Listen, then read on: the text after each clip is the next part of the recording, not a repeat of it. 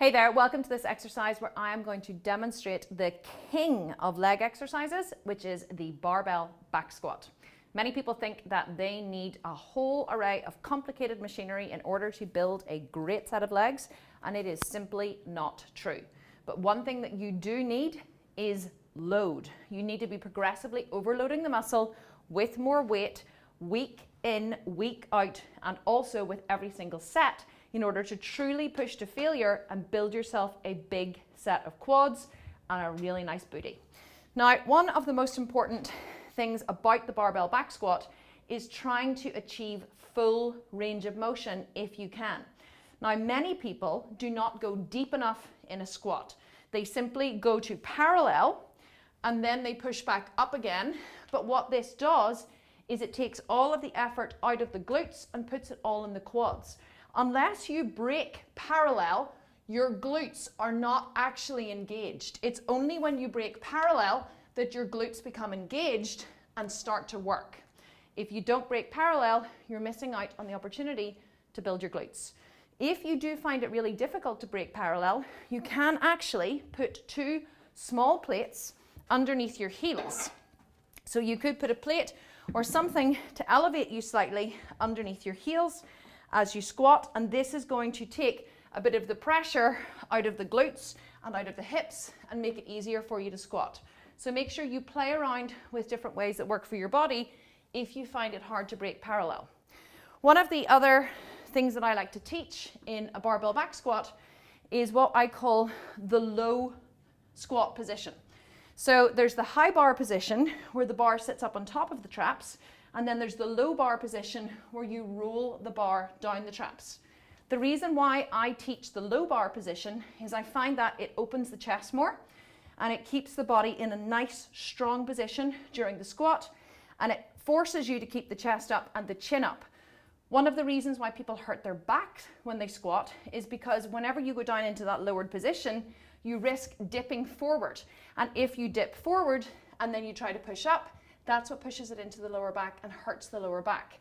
If you keep the chest up the entire time, then it'll keep all of the effort into the glutes and the legs, and it takes the effort out of the back.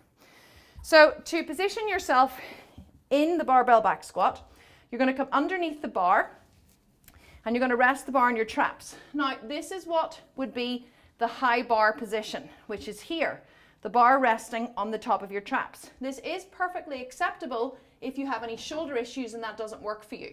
But what I would like you to do is I would like you to try and roll the bar down. So you're going to grasp the bar wider than your shoulders, and then you're going to squeeze your shoulders together on the back. So you're not lifting it like this, bending over. You're squeezing your shoulders together. Resist the urge to put a pad on the bar, because that is going to force your neck forward and into an unnatural position.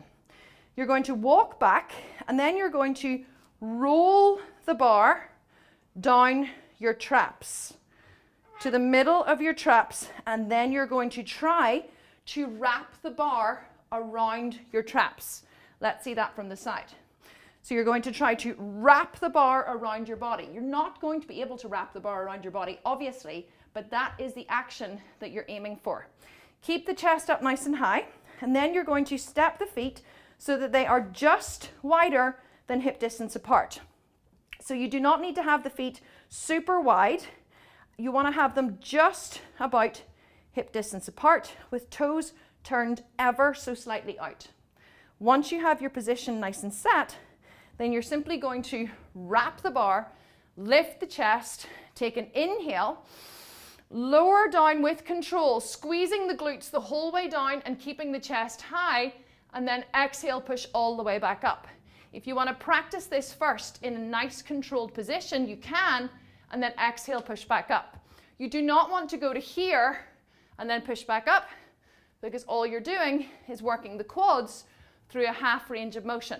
You want to teach yourself to lower all the way down, activate the glutes, and then push back up. Lower with control, push back up. Resist the urge to do this.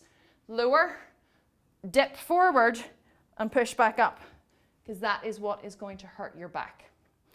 Let's see that from behind. Feet are about hip distance apart. No wider. toes are turned ever so slightly out. Lift the chin, draw up on the pelvic floor, squeeze the glutes, set the legs, lower with control, exhale, push back up. Lower with control, exhale, push back up. Your upper body never moves. Only your lower body moves during the squat. And then whenever you're finished, simply step forward, rack the bar, and come out from underneath. Now I want you to resist the urge to use a pad such as this on the bar. When you have a pad on the bar, it forces your neck forward into an unnatural position. So you want to make sure that you're getting used to holding the bar on your shoulders. Eventually, your back will get used to it and you will develop, just like riding a bike, your muscles will become used to the bar and it won't be sore anymore. You are an athlete now, training in your home gym, and I want you to train like an athlete. And athletes do not use these. So have fun with your squat, practice going lower, get full range of motion, and build yourself a good set of legs.